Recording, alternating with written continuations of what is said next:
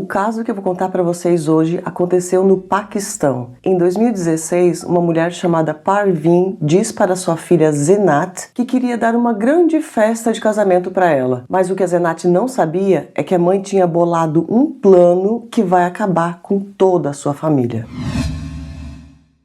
Oi pessoal, tudo bem com vocês? Meu nome é Gisele Ildes e sejam todos bem-vindos a mais um vídeo aqui do canal.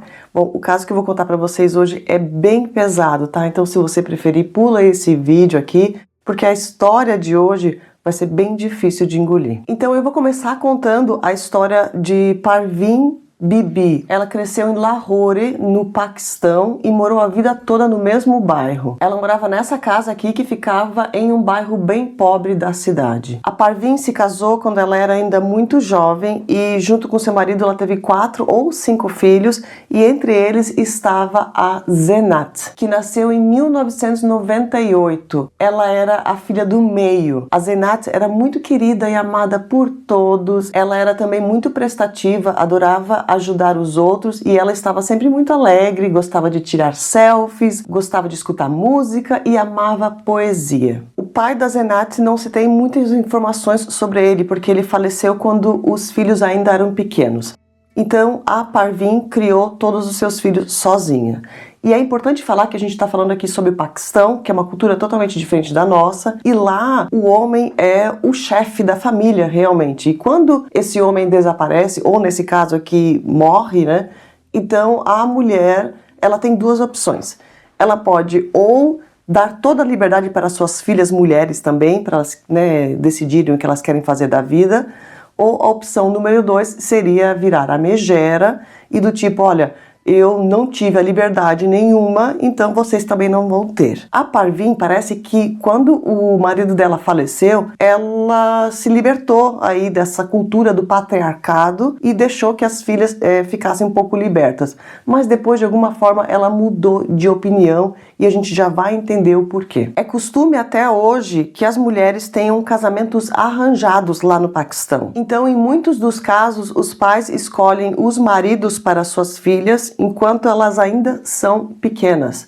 E no caso da Parveen não foi diferente, ela escolheu sim os maridos para suas filhas, mas as 2 filhas mais velhas da Parveen decidiram se casar com outros homens e se casaram por amor.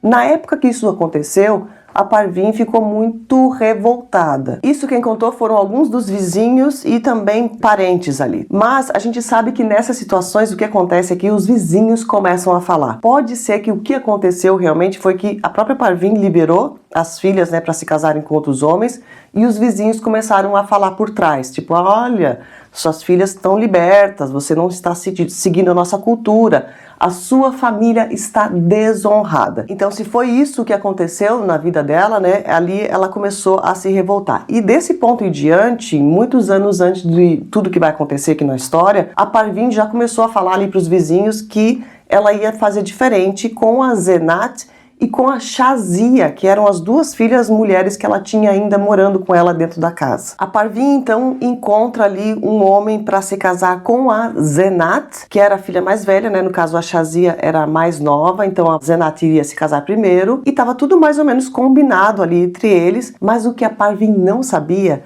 é que a Zenat já estava apaixonada por outro homem. Sim, a Zenat conheceu o Hassan Khan, que era 2 anos mais velho que ela, morava ali no mesmo bairro e eles estudavam na mesma escola. E foi na escola que eles iniciaram o seu romance escondido. A Zenat estava com 14 anos e o Hassan tinha 16 quando os dois começaram a namorar. Era tudo um segredo porque a Zenat sabia que estava prometida para outro homem. Vai passar os anos e os dois continuam namorando e o namoro fica mais sério. E de algum jeito a Parveen descobre sobre o namoro dos dois e ela fica extremamente irritada e dá uma surra na Zenat. E com o passar dos meses, o casal ali apaixonado vai tentar convencer a Parveen de deixar os dois se casarem, né? Porque o Hassan também, ele era um homem de muito respeito, ele era trabalhador, ele era mecânico de motos, então eles teriam ali um futuro muito bom pela frente, não tem por que ela não aceitar. E o que a família e os amigos e os vizinhos ali contam que a Parveen não aceitou esse namoro aí da Zenat com o Hassan Por quê? Por duas razões. Primeiro, porque ela não escolheu aquele homem ali para se casar com a filha. Mas segundo e mais importante ainda, é que o Hassan, ele era pashtun, que é uma etnia ali, né, um povo que mora ali no Paquistão. Geralmente eles moram perto da fronteira com o Afeganistão. Eles têm uma língua um pouco diferente, mas a cultura é praticamente a mesma. E a Parveen sempre falou para todos os vizinhos que ela jamais iria deixar a filha dela se casar com um pashtun. Então ela era xenofóbica, essa mulher. E toda vez que a Zenat ia lá tentar conversar com a mãe, a Parveen dava uma nova surra na Zenat e não deixava que aquilo acontecesse. Até o dia que o irmão da Zenat, que se chama Anes Rafik, que era um pouco mais velho que ela, deu uma surra na irmã também, depois que ele descobriu que ela tinha se encontrado com o Hassan. E nesse dia, a surra foi tão forte que a Zenat foi parar no hospital, sim. Ela teve que dar 3 pontos na cabeça. E depois que isso aconteceu, ela se encontrou com o Hassan, né? Provavelmente na escola, não tenho certeza, tá? Ou mesmo ali no bairro. Então, ele vendo toda aquela situação, falou, não, a gente vai se casar. Agora a gente vai se casar para você se livrar aí dessa família abusiva que você tem. E a família do Hassan, ao contrário da família da Zenat, eles aceitaram aquele namoro ali tranquilamente. E é a família do Hassan que vai ajudar os dois nesse processo aí. Bom, nessa época aqui que a gente está falando, os dois já estavam namorando há 4 anos. Nessa época, a Zenat estava com 18 anos e o Hassan tinha 20. Então, eles tinham ali a idade para se casar. Então, no dia 29 de maio de 2016, a Zenat tinha levado uma nova surra ali da família. Ela estava com sangue ainda no nariz e na boca também. E nesse dia, então, eles já tinham combinado ali com a família do Hassan para fazer todo o casamento. A Zenat, então, foge de casa e os dois vão, né, com a família do Hassan para o cartório. Eles se casam no civil e não fazem cerimônia religiosa, porque parece que lá no Paquistão, para fazer a cerimônia religiosa, eles precisam da aprovação das duas famílias. Então, eles não tinham, né, aprovação, óbvio, da família da Zenat.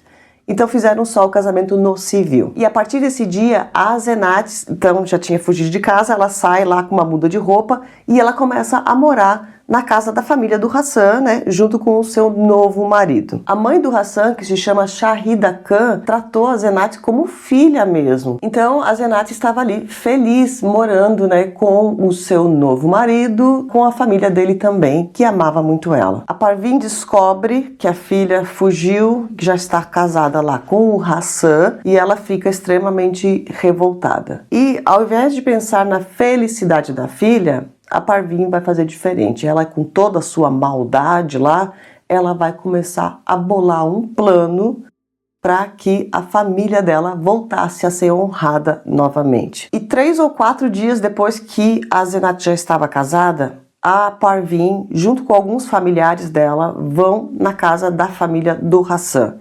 E eles explicam a situação para eles, né? Eles contam parte da verdade. O que acontece? A Parveen fala, olha, a minha filha fugiu de casa, a minha família vai ficar desonrada, então eu aceito aí o casamento dos dois e eu queria só que vocês devolvessem a minha filha, porque eu vou preparar uma cerimônia religiosa, fazer tudo certinho, o casamento deles, e assim os vizinhos, né, os familiares não vão descobrir que ela fugiu e a minha família não vai ficar desonrada. Bom, de início, né, eles ficaram meio assim, principalmente a Zenat. A Zenat falou, não me devolve para eles, porque eles vão me matar lá. E nesse dia, o tio da Zenat estava lá também. E o tio da Zenat falou, não, pode devolver ela, a gente vai preparar essa festa aí de casamento, vai dar tudo certo, nós não vamos brigar, as famílias vão ficar, né, tranquilas, e tudo vai voltar ao normal. A gente não vai machucar ela. E eles pediram para que eles devolvessem ela por 8 dias somente. Então, o combinado seria que a Zenat voltaria para a casa da mãe, ficaria 8 dias lá, preparariam, né, toda a festa e tal. E nesse tempo que ela estava lá, nesses 8 dias, ela não poderia falar com o Hassan, porque seria como se ela não tivesse se casado com ele. Bom, no final das contas, mesmo a Zenat morrendo de medo, né, de voltar para casa, eles concordaram com toda aquela situação, as famílias e tal, e conseguiram convencer a Zenat. E a Zenat realmente retorna para casa nesse dia e vai morar novamente junto com a mãe dela. Nos primeiros 2 dias estava tudo bem, a família dela acolheu ela novamente e com muito carinho, mas somente 2 dias depois que a Zenat já estava lá na casa da mãe, ela consegue ligar escondido para o Hassan e fala para ele: olha, não tá tudo bem não, a minha mãe tá batendo em mim novamente, tá me ameaçando aqui, tá tudo um inferno nessa casa, pelo amor de Deus, vem aqui me buscar. O Hassan, nessa ligação, ele conta que ele nunca imaginava que eles iriam machucar ela realmente, né? E ele ainda conversa com a Zenat no telefone e fala: não, espera mais um pouco, só faltam mais alguns dias, a gente já vai ficar junto e depois disso as famílias vão ficar bem, ninguém vai brigar nesse processo. E a Zenat, no final das contas, também ela aceita ali e fala: não, tudo bem, então vou aguentar mais alguns dias para que tudo dê certo depois e a gente seja feliz, né, pro resto da vida. Só que não, porque nos próximos dias o Hassan então não recebe mais nenhuma ligação da Zenat, ele acha que tá tudo bem, mas a próxima ligação que ele vai receber vai ser da polícia. No dia 8 de junho de 2016, que seria um dia antes deles estarem devolvendo a Zenat ali, né, da festa de casamento estar pronta e tal, a Zenat estava em casa então com a mãe dela e com o Anes, que era o irmão dela também. E na casa tinha um terraço, e lá nesse terraço tinha uma espécie de sofá ou de cama, que é muito comum se ver nas casas de lá. Então nesse dia, aproximadamente 9 horas da manhã, a Parveen coloca o plano maligno dela em prática, porque ela nunca quis fazer festa religiosa para a filha dela, coisa nenhuma. O que ela quis fazer foi atrair essa filha novamente para a casa dela, para que ela conseguisse limpar a honra da família. Então, nessa manhã, a Parveen, junto com o seu filho, ali, né, o irmão da Zenat, eles levam a Zenat para o terraço e amarram ela naquele sofá, naquela cama ali que tinha no terraço, e ali eles começam a machucar ela de várias formas, até que um ponto a Parveen ou o irmão dela, não se sabe exatamente quem foi, mas segurou no pescoço da Zenat até ela desmaiar. E depois disso foi a Parveen que pegou um galão de querosene e colocou sobre a sua filha. Depois disso ela risca o fósforo, então coloca fogo na menina. E depois dessa cena horrorosa, né, a Parveen ainda tira o seu próprio hijab ali, e ali do terraço mesmo, ela começa a gritar para todo mundo que estava passando ali na rua escutar: olha pessoal, eu tirei a vida da minha filha, e ela batia a mão no peito também, assim, sabe? Tirei a vida da minha filha porque ela me desobedeceu e porque ela desonrou toda a minha família. E contam os vizinhos também que, além disso, a Parveen depois, ela continua gritando, né, e saiu ali da casa dela, saiu pelas ruas e continuou gritando a mesma coisa ali para todo mundo ouvir. Isso é algo também muito comum, infelizmente, de acontecer em casos de crimes de honra. Depois de acontecer, da pessoa tirar a vida do membro da sua própria família, eles ainda vão para a rua para ali anunciar para todo mundo, com orgulho daquilo que eles acabaram de fazer, para que então todo mundo entenda que a família voltou a ser honrada novamente. Tem um caso muito famoso que eu contei aqui no canal já, que aconteceu no Irã. Eu vou deixar o card passando aqui para vocês, tá? Esse caso aqui também nossa, é terrível. Se você tiver estômago, você clica ali para assistir. Mas a pessoa então pegou o pedaço, né, a cabeça, no caso do membro da família ali que acabou de tirar a vida, e passeou com essa cabeça pelas ruas, e as pessoas ainda tiraram fotos e filmaram toda essa cena. É muito comum, infelizmente. Bom, depois disso acontecer, com as chamas ali, né, o fogo, a fumaça, tudo, alguns dos vizinhos chamaram os bombeiros, mas quando os bombeiros chegaram no local, infelizmente já era tarde demais. A Zenat, que tinha 18 anos somente, já tinha perdido a sua vida. A polícia também foi acionada e a Parvin, ela foi presa ali na cena mesmo, e o irmão da Zenat, ele fugiu, mas depois de alguns dias também a polícia consegue encontrar ele e prende ele também. Enquanto isso, eles levaram os restos da Zenat e avisaram a família do marido dela. O Hassan ficou arrasado e teve que ser vigiado nos próximos dias, porque ele repetiu várias vezes que o amor da vida dele tinha perdido a vida e por esse motivo ele também queria partir desse mundo. Eles começaram a preparar todo o enterro e a família da Zenat, tios, primos, todo mundo, tá? Ninguém quis pegar o corpo dela, tá? Todos se recusaram a fazer o enterro por ela. Quem fez todo esse processo foi a própria família do Hassan. Então foram só eles que estavam lá para dar o último adeus a ela. A Parvin e o irmão da Zenat ficaram presos, né? E depois de um tempo também eles prenderam o genro da Parvin, porque achavam que ele também estava envolvido naquela história. E eu não consegui descobrir direito, mas teve uma fonte que eu consegui aqui na internet que disse que eles não ficaram presos por muito tempo. E então que o Hassan, que estava lá, né, todo desesperado, ele decidiu fazer uma espécie de revolução lá e começou a entrar em contato com as mídias internacionais. Por que ele fez isso? Porque casos de crimes de honra no Paquistão, até hoje, infelizmente, muitos deles, eles ficam impunes. Porque as pessoas meio que esquecem, né, se não vai para a mídia, tudo aquilo é esquecido, colocado por baixo do pano, não aconteceu nada, tá tudo bem. Bom, então foi isso que o Hassan realmente fez e ele foi brigar por justiça. E talvez por esse motivo que depois eles prenderam novamente a Parvin e o irmão da Zenat e o cunhado também. E voltando lá na investigação da polícia, foi feito um exame, claro, na Zenat e descobriram que ela realmente foi torturada, provavelmente por dias ali, todos aqueles dias que ela ficou na casa da mãe. E tinham marcas no pescoço ali que confirmava tudo.